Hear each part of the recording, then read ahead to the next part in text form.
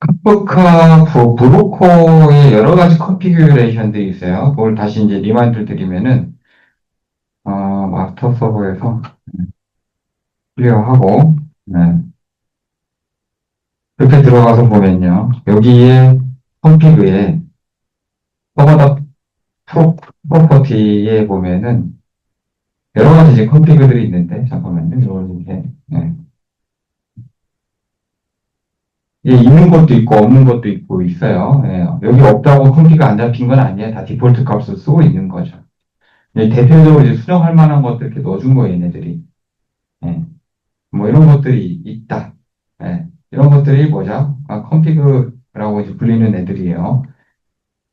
근데 이제 전체적인 컴피그를 한번 확인하려고 그러면은 이렇게 이 파랑스러운 부분 한번 제가 수정을 해볼게요. 자, 이러면은 이제 뭔가 쭉 쏟아지죠. 예. 이게 뭐죠? 이게 카프카 브로커들의 컴피그. 저도 몰라요. 예. 뭔 내용인지 잘 몰라요. 예. 다 알 수도 없고, 예.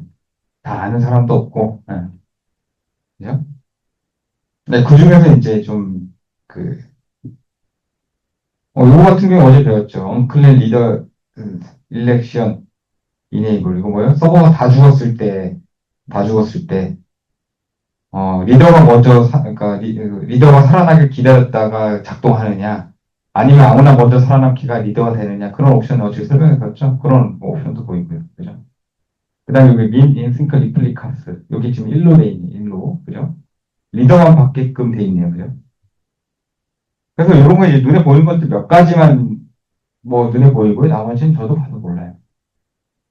네, 그 중에 지금 뭘 보고자 하냐면은, 세그먼트 바이트랑 리텐션 밀리세컨드. 여기 이제 노란색 거. 그 다음에 리텐션 바이트랑 세그먼트 밀리세컨드. 이 두 가지 옵션이 뭐냐면 메시지. 그러니까 저희가 받았던 카프카에서 관련된 메시지. 하나하나를 이제 로그라 그러는데, 그거를 이제 제가 얼핏 어저께 말씀드렸죠. 그 파일의 사이즈가 1GB고 일주일간 보관을 한다. 일주일 지나면 지워진다. 이런 내용이에요. 어려운 내용은 아니고, 나중에 이제 필요하면은 우리가 이제 검색을 통해서 알 수 있는 내용인데, 일단 한 번만 들어놓으면은 좀 편해져요. 예.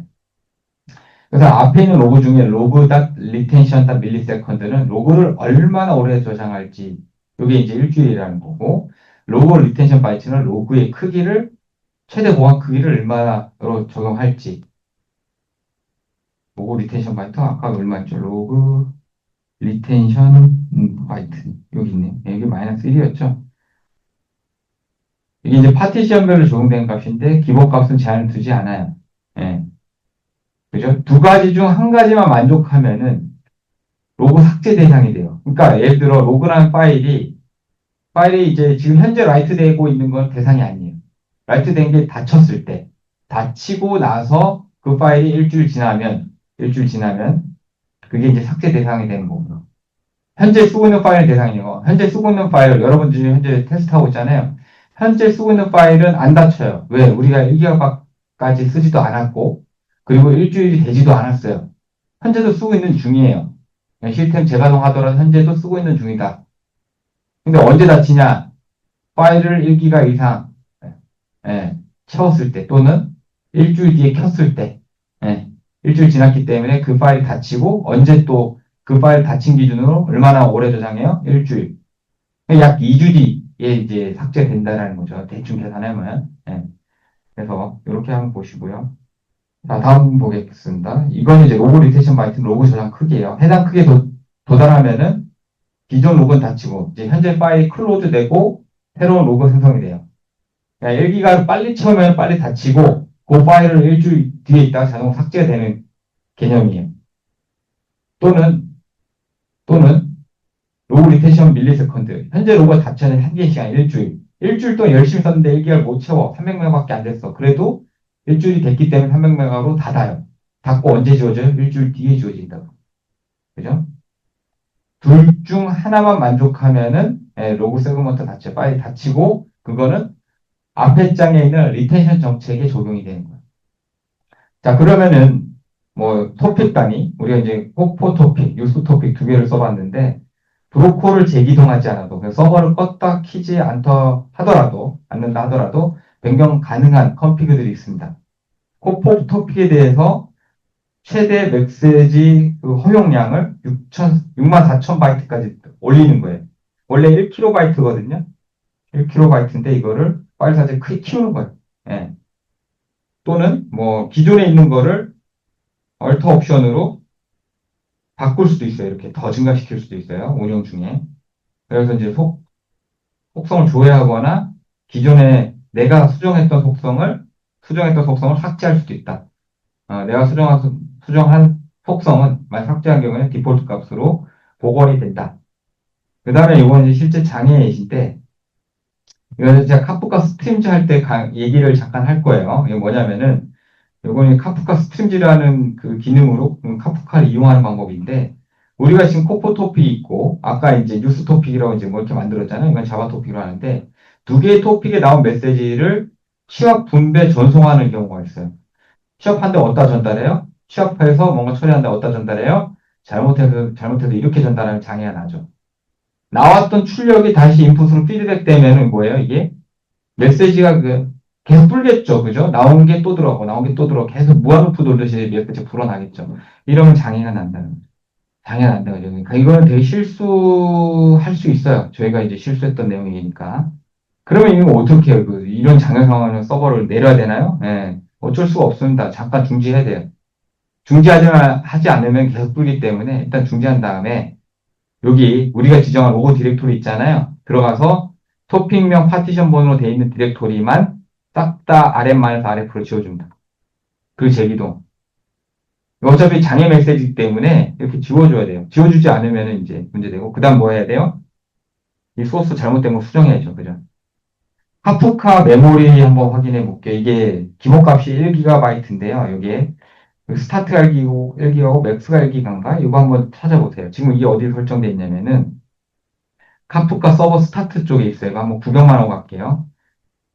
바이너리 디렉토리에 우리가 카프카 서버 스타트라고 이제 쉘을 쓰잖아요. 그죠? 카프카 기동할 때. 여기 보면은 여기 이제 라인이 28라인 쪽에 있습니다. 그 다음에 이제 여기 이제 아까 오전에 살짝 얘기했던 건데 파일 디스크립트 뭐 리미트라고 운영체제는 이건 이제 교양이에요, 교양. 어떤 방식은 프로세스당 열 수 있는 파일 개수 최대 개수가 제한이 돼 있어요. 여기 보면은 오픈 파일이잖아요. 여기 프로세스당 열 수 있는 파일 사이즈가 1024개. 나머지는 한번 찾아보세요. 나머지도 제한이 조금씩 있는데 이건 뭔지 모르겠어요. 아무튼. 근데 이제 카프카는 뭐예요? 메시지 하나하나를 뭐예요? 파일로 취급해서 저장을 하거나, 그죠? 다루잖아요. 캐시를 하거나. 어제 얘기했듯이.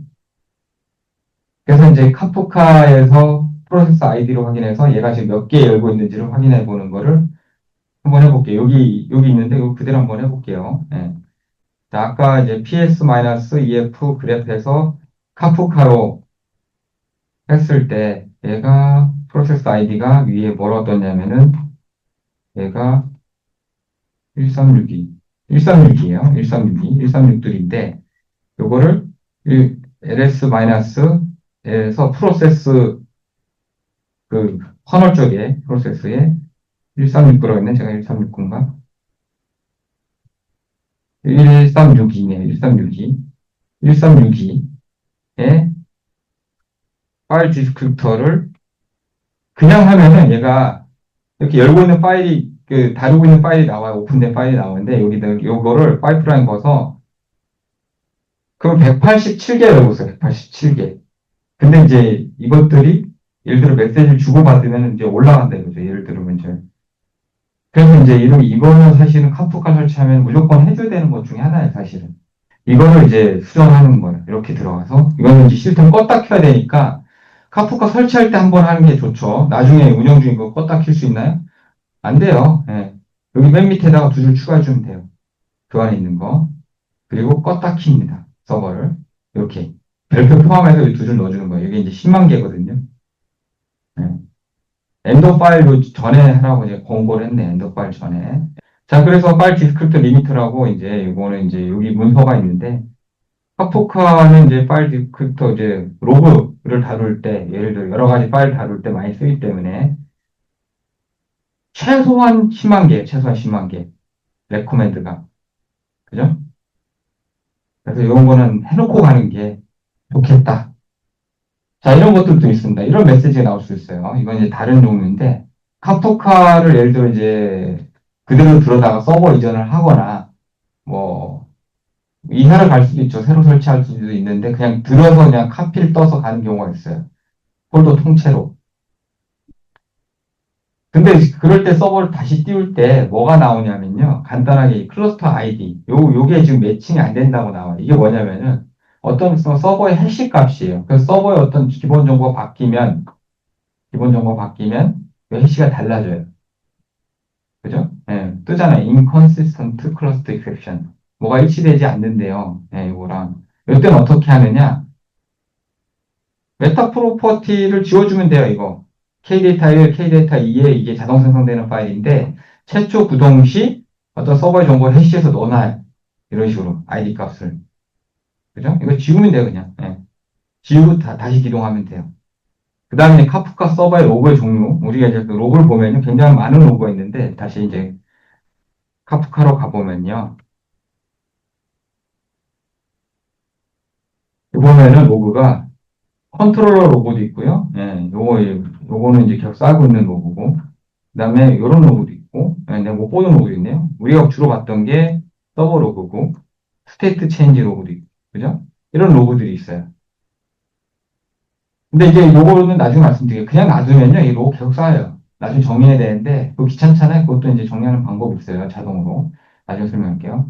근데 이제 로고 종류를 먼저 말씀드리면, 해당 브로커가 클러스터 리더 수행을 하게 될 경우 남는 로그. 로고가 분리되어 있다는 거죠. 그 다음 로고 레벨 조정. 여기 보면은 이제 컴피그의 로그4j 배웠네, 1학기 때, 자바 시간에. 그래서 보면은, 기본적으로 인포로가 돼 있을 거예요, 레벨이. 그러니까 중요한 레벨의 로그만 서버다 로그에 저장하는 거예요. 중요한 레벨의 로그. 근데 만약 문제 터졌는데, 인포 로그를 안 넣는 경우가 대부분이에요. 그럼 어떻게 해요? 디버그 레벨로 바꿉니다. 그 다음에 롤링 삭제. 롤링이 뭐죠? 이제 오래된 거를 이제 순차적으로 지워주는 그런 거죠. 그죠? 아까 보면요, 이게, 아까 이제 살짝 말씀드렸는데, 여기 보면은 얘네들이 뭐예요? 안 지워져요, 안 지워져. 이렇게 냅두면 계속 쌓여요. 근데 오래된 거 좀 지우고 싶어. 최소한 뭐 한 달 정도 전 거는 뭐, 안 봐도 될 것 같아. 자동으로 좀 지우고 싶어. 내가 들어가서 수동으로 맨날 지울 수는 없잖아요. 그죠? 이럴 때, 이런 식으로 설정 추가할 수 있다. 최대 파일 개수는 10개. 그럼 10개만 유지해요. 10개만 유지해요. 새로 뭐 파일을 쓴다 그러면, 그러니까 하나 지우고, 제일 오래된 건 하나 지우고, 항상 하나를 쓰도록. 예, 10개가 차면 하나 지우고, 하나 쓰고, 하나 지우고, 쓰고, 그죠? 그리고 25MB 이상이 되면은 새로운 파일을 만들고, 예, 무작정 파일 하나에 다 로고를 기록하지 않고, 25MB 단위를 끊겠다. 그리고 최대 개수는 10개다. 10개가 넘어가지 않도록 오래된 걸 지워가면서 관리해라. 이렇게 할 수도 있어요. 이거는 이제 뭐, 그 다음에 이제 1MB 초과하는 메시지 전송시 고려사항. 요건 이제 이거 제가 스택오버를 가져왔는데, 요즘 챗GPT 나 이런 거, 컨슈머에서는 이런 거 바꿔야 되고요. 최대 전송량. 브로커에서는 요 패치하는 바이트. 예. 이런 거 좀 봐줘야 되고, 브로커 사이드도 그 최대 허용 바이트. 그러니까 고칠 게 좀 많아요. 근데 이게 권고되지 않는 사항, 권고되지 않는 사항. 카프카가 이거를 위해서 만들어진, 예, 그러니까 좀 목적이 다르다는 거예요. 카프카 생겨난 애초에 목표 자체가 다르기 때문에 이건 적합하지 않아요, 사실. 그래서 이 정도 사이즈를 할 거라고 하면은 다른 시스템을 옆에다가 끼고 가는 게 맞아요. 사실 이제 좀 말씀드릴게요. 이거는 이제 얘네가 라인 재팬에서 굉장히 많이 쓰고 있어요. 9천만 명 쓰니까 엄청나게 쓸 거 아니에요, 데이터가. 근데 이제 브로커를 뭐 재기동할 필요가 있던 사유가 있었나 봐요. 뭐 작업을 했다든지. 브로커 재기동하면은 이제 프로듀서에서 밀려있던 메시지들이 있을 거 아니에요. 프로듀서는 안 죽고 있으니까. 그럼 브로커 재기동되면 이제 재기동돼서 그다음부터 막 써야 될 거 아니에요. 막 메시지 빨리 처리해서 밀어내야 되는데 그게 안 나간 거예요. 잘. 느려진 거예요, 오히려. 이때 발생했던 OS는 센토스 7, 카프카는 2.4.1 버전. 그 다음에 한 브로커당 18,000개의 커넥션이 있었대요. 원인은 뭐였냐? 이게 리눅스 커널에 버그가 있어요. 센토스, 같은 센토스. 이게 그때 제가 알기로 3점대였을 거예요. 3점대 커널이. 그래서 애초에 리눅스 그 운영 시스템 버그가 있었어요, 이미. 이게 뭐냐면 TCP 신 쿠키즈 사용할 때, 그냥 들어보세요. TCP 윈도우 사이트 송송 불일치. 이 버그가 원래 있었어요. 이것 때문에 나왔던 문제예요. 자, 이거에 대해서 조금 말씀드려볼게요. 결국 자세한 거는 그 유튜브 보세요. 재밌어요. 이거 사용할 때 TCP 윈도우 사이즈를 뭔가 보내는 게 있어요. 통신단으로. 나 이만큼 받을 준비가 돼 있어라 보내야 되는데 그 정보가 잘못 마킹된 거예요. 그래서 느려진 거예요. 네, 이거예요. 네, 이 부분.